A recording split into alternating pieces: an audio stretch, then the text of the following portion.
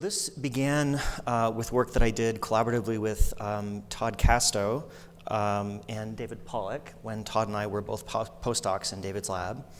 And so this began with some work that Todd was doing at the end of his PhD, where he was sequencing a lot of mitochondrial genomes from snakes and lizards. And he found something a little bit disturbing, something that we never really liked to find, which was phylogenetic incongruence between several data sets. So he found, using mitochondrial whole genomes, using every method of phylogenetic reconstruction that we tried, that a group of old world lizards, agamids, and snakes branched together with high support. And this is in contradiction to everything that every other source of data told us. So this is something that initially we weren't very happy to see, but it turned into something really kind of new and interesting. And then from my perspective, this actually led to a long and productive collaboration which culminated in our publishing the first snake genome, the Burmese python genome, at the end of last year, and then collaborating on the king cobra genome as well. So, right, so we had this phylogenetic result that Todd found, and it was quite upsetting. I'm not a herpetologist, so really the only thing that I'm going to tell you about these groups of organisms that you need to know for the purposes of this talk is that snakes and agamids don't belong together. So after examining a variety of sort of typical hypotheses that you'd try and rule out when you encounter phylogenetic incongruence, we eventually decided to look at the proteins just on the off chance that there might be something interesting happening, maybe some convergent sequence evolution. Seemed like a bit of a long shot. So this time I'll just make a little digression and say a few words about how convergent evolution is usually studied.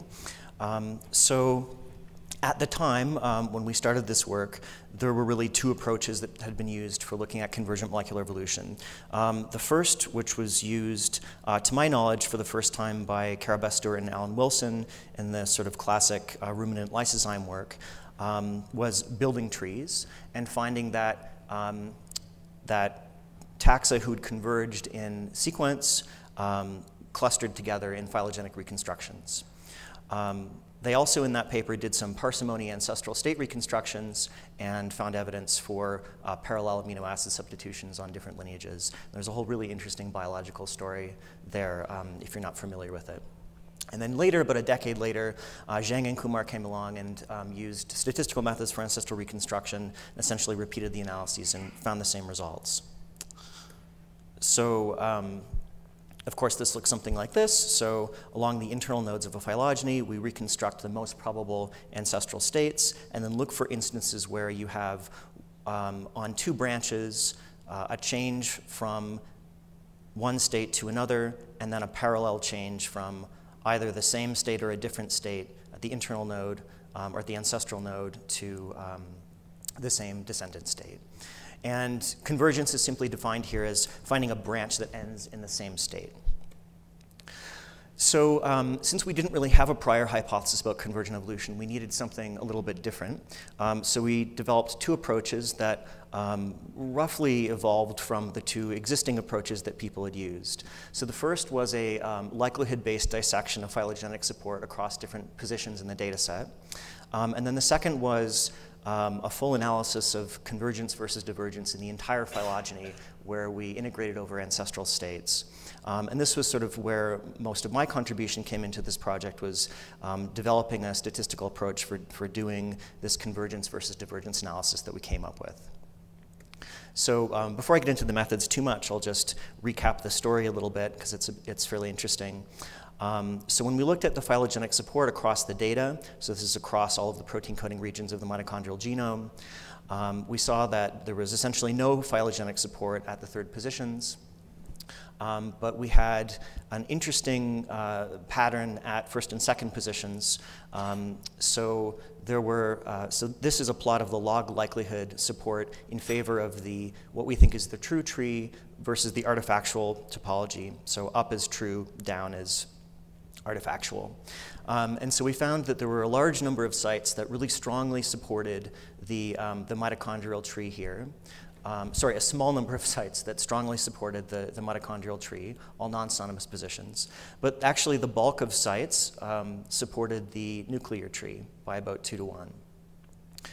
So the problem with this approach was really that it's not clear what these distributions should look like. And we performed simulations and tried to do what we could with this approach, but we really needed something a little more rigorous. So we decided to look at, for every pair of branches in the tree, this is an estimate of the number of convergent substitutions while integrating over uncertainty in the ancestral state distributions, and then a number of divergent substitutions. And so you can see a couple of things from this data. The first is that the amount of convergence between any pair of branches is predicted really well by how diverged those taxa are. So in other words, most convergence is random, as expected. The other thing that we found is that our pair of lineages that were being pulled together in phylogenetic inference up here, so this is the ancestral snake and agamid stem lineages, fell quite far off this line. In fact, this was the this point was the most enriched of any of the pairs of lineages in the data set. And so we developed some statistics to try and quantify how significant that excess convergence was. And I'm not really going to talk about the statistics much, but I'm going to talk about some of the other methodological details in a sec. Another nice thing about this approach in general is that it's very easy to just pull out site-specific probabilities of convergence given the data. So when we did this in the data set, you can see, again, we're showing along positions in the protein coding regions. This is posterior probability of convergence. You can see there's a really large number of sites across the entire mitochondrial genome that support this artifactual tree. So there are really convergent changes in almost every mitochondrially encoded gene in the data set, which was pretty cool and very surprising. And then the last thing I'm going to say about the original study was that we also found that there was strong latent phylogenetic signal in the data. So if we pulled out the most highly converged sites and then re-estimated the trees and phylobays, after pulling out about 5% of the most converged sites, the correct sister group to agamids snapped into place. And we found that as we removed more convergent sites, what we thought was the true tree had increasingly strong support. So we thought this kind of settled it, that we've found a very strange case of extensive convergent sequence evolution between these two groups. So there's been a lot of recent interest in detecting convergent molecular evolution since that time, including several papers that just came out in the last couple of weeks. So there was this quite interesting paper on convergence in the genomes of marine mammals, some earlier work on convergence in the genomes of echolocating mammals, and then a couple of papers refuting the conclusions of the first few. And the controversy here largely surrounded how the statistical analysis was performed in these cases. And I'm going to simplify the controversy by saying that the problem was essentially that in this study they used the first method that we proposed rather than the second. So there's really a bit of a problem in the field in that there's not really a standard for how these analyses should be done, and there aren't really tools available to do them well. So for the rest of my talk, I'm going to talk about our attempt to develop a tool to solve these problems. So this is a software package we call Grand Convergence. We actually started out trying to make use of many core accelerators. So we do some high performance computing stuff in my lab, and we have some fancy hardware that has 60 cores on a PCI card. And so we thought, well, there's lots of embarrassingly parallel calculations in this problem. Let's just try and parallelize it and see if that makes it much faster. Along the way, we came up with a better algorithm and essentially made the full probabilistic analysis instantaneous, which I'll talk about in a second. And we've tried to kind of finish this off with an interactive sort of visual data explorer tool that we put onto the end of our analysis package. So the overall approach looks something like this. So sorry for the equations, but they're actually really simple. So this is a generalization of the ancestral reconstruction approach. So here we have two branches. On one branch, we're starting in state I, going to state J. On the other, we're starting in K and going to L. And so to get the posterior number of convergent substitutions, you sum over all states I going to J and all states K going to L, except where L is the same as J, right? So this is a sum over all possible convergent substitutions along those pairs of branches. And the terms that you're summing are posterior probabilities of the substitutions themselves, which I won't get into. You also have to do this across all pairs of branches in the data set and across all sites. So the overall time complexity of this is really big and nasty. It's n to the fourth, where n is the number of states in the model, which is 20 in this case for amino acids, times b squared, which is the square of the number of branches, times the number of sites. And that's supposed to be an emoji that looks like a crying, sad face. So, our original program, or original implementation of this approach on our benchmark data set, which was the data set from the PNIS paper, took about half an hour to run on a fast computer. And so we initially tried parallelizing this on the Xeon Phi. So this is, again, that many-core 60 CPU accelerator. And so we got about a 7-fold speed up, which, according to the scaling analysis we did, was pretty good. We were getting roughly linear speed up with the number of physical cores, but there were some other issues. It turns out that actually the parallelization that we developed worked even better on a multi-core workstation computer. So we had, in total, close to a 20-fold speed up. So we tried a couple of different things. We tried sharing the work between the host computer and the Xeon Phi, and we found that an optimal offload ratio was about 30%. So we had the Xeon Phi card doing about 30% of the work and the host computer doing 70%. And that really didn't get us very far either. It took us from about a 19-fold speed up to a 21-fold speed up, so not really that great. And then we started to think about it. And after a long time staring at our equations and working on the algorithm, we realized that we could peel out a couple of the inner loops and do some pre-computation. So I won't really get into the details here other than to say when you're considering a pair of branches, you can do most of the calculations for the second branch independently of the first and then kind of store these temporary results, combine them at the end. And instead of having an n to the fourth algorithm, you have an n squared algorithm. So much, much faster, and this is exact, so there's no approximation involved. And when we combine that with our parallelization from previous, we brought the runtime on our benchmark analysis down to about 0.4 seconds. So nice and fast, greater than a 4,000-fold speed up, and we were very happy and patted ourselves on the back. One of the main reasons why we wanted to do this was to improve the scalability of the approach so you can analyze larger data sets and really apply this to whole nuclear genomes. And so this is just to show that we achieved much greater scaling. So the dark line here is the amount of time it takes to run an analysis with increasing numbers of species. This is the original algorithm, and then the lower line here is the parallelized, more efficient algorithm. And so you can see that we can add more and more data without substantially increasing the computational burden, at least compared to the previous method, which is great. So overall, the program can do a bunch of different things. It integrates all of its calculations over the distribution of posterior substitution probabilities, as I mentioned. It performs a robust non-parametric errors and variables regression, which gives you that empirical relationship, the linear relationship between convergence and divergence, and then allows you to do statistics on the deviation from that relationship.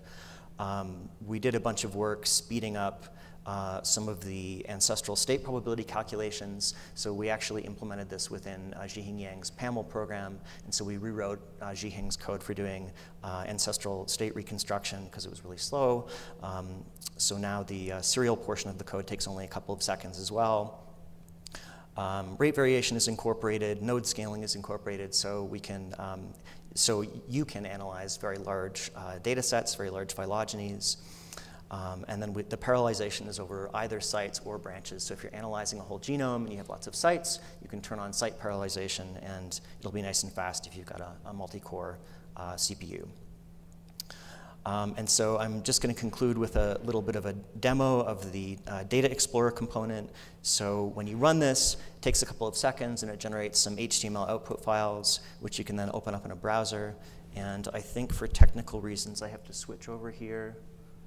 So this is the output that you get. On the left is the convergence versus divergence plot. It's live and linked to a phylogeny, so you can mouse over branches. It'll highlight all points on the graph that involve a pair of branches with the one of interest. If you highlight over a data point, it will live identify the branches that the data corresponds to.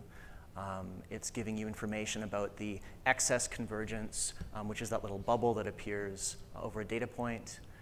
You have a little spreadsheet view here, which you can reverse sort by the residual from the regression. So you'll immediately see which data points correspond to the greatest excess convergence. And that row at the top is our snake-agamid branch pair. Everything is all hooked up live, so as you mouse over the spreadsheet, it highlights branches on the tree. This may seem trivial, but if you try and actually do these sorts of analyses, this is extremely helpful. And so you can do fun stuff like highlight data points and generate figures for publication. Everything is nice and interactive. All of the figures from our original PNAS paper can be automatically generated and viewed in an interactive format. I think the last thing we have in the demo here, other than playing with the tree, is showing the site-specific posterior probabilities of convergence and divergence. And here they are. That, I think, is not the pair of branches that we were interested in, but it will display this data for any pair of branches that you like. And again, interactive, you can mouse over rows which correspond to individual sites with high posterior probabilities. You can reverse sort by the posterior probabilities. And again, you can make figures and do fun stuff. OK, so we hope that this will make it possible for people to do the full probabilistic analysis very conveniently. The program's nice and fast. It's easy to use. So we're releasing this today on GitHub. So later in the day, you can go to our lab GitHub site and download a copy and play with it for yourself. So with that, I'm going to conclude. I'd just like to acknowledge the two guys who did most of the work here, Chenzi Kwan, who's a programmer in my lab here, and Nathan Bryans, who's a master's student working on large-scale detection of convergence now. So I'll take any questions if there are any. Thanks.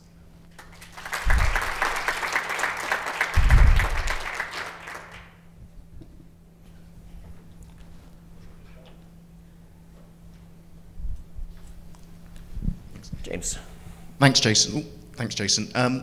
How prevalent do you think these problems of convergent evolution are? Because people like to use mitochondrial genomes to try and work out species relationships. So, and typically not everyone spends as much time as your group did at looking at them. We don't know. No one really knows. We're working on it. That's probably the best answer I can give. We found other examples, but I'll have to leave it at that. So in terms of leaving it at that, Jason, what I'm going to push you a little further. What do you think is, do you have any idea with respect to the proteins or amino acids, what these regions of convergence are actually associated with in these species? The short answer is no. So it's still a mystery. Yeah, there's not much more to say than that. I mean, it's one thing that we were concerned about very greatly in this work is, could there be a possible model violation at work here that is creating this signal? Clearly, these sites are important for throwing off phylogenetic inference. Whether they truly represent adaptive convergent evolution is very difficult to conclusively demonstrate. Our approach was to try and rule out a neutral hypothesis statistically, like we tend to do looking at positive selection. But as far as the biology of what's going on, we really don't know yet. Hi. So, Jason, in the spirit of the first talk we saw from the UK, is grand convergence the equivalent of giving the neighborhood kids the keys to your Ferrari? And if so, like, have you, or what have you done to try to make sure the kids drive safely now that you're releasing this thing in the world, in terms of making users aware of the assumptions, the caveats, it's the sort of dark knowledge of the thing that, you know. Yeah, I like that, the dark knowledge. So as of right now, we're releasing the code out into the world without many caveats, but we're working on full documentation. We have a couple manuscripts that we're going to kick onto bioRxiv very soon.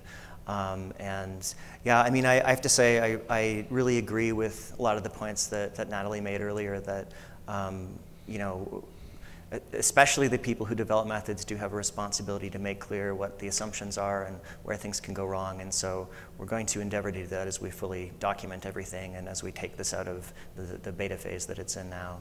So yeah, I think that's the best answer I can give for now. Sorry, thank you. Hi, my name is Gabby. That was really interesting.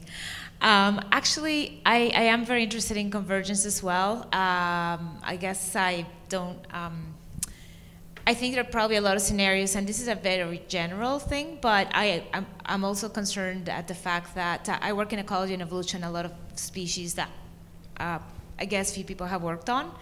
So sometimes you're just dealing with really crappy DNA. And so we're limited sometimes with what we can use. And it does worry me that there's a lot more potentially convergence that we realize. One thing that may be of interest is if any of you are working on species that are in harsh environments.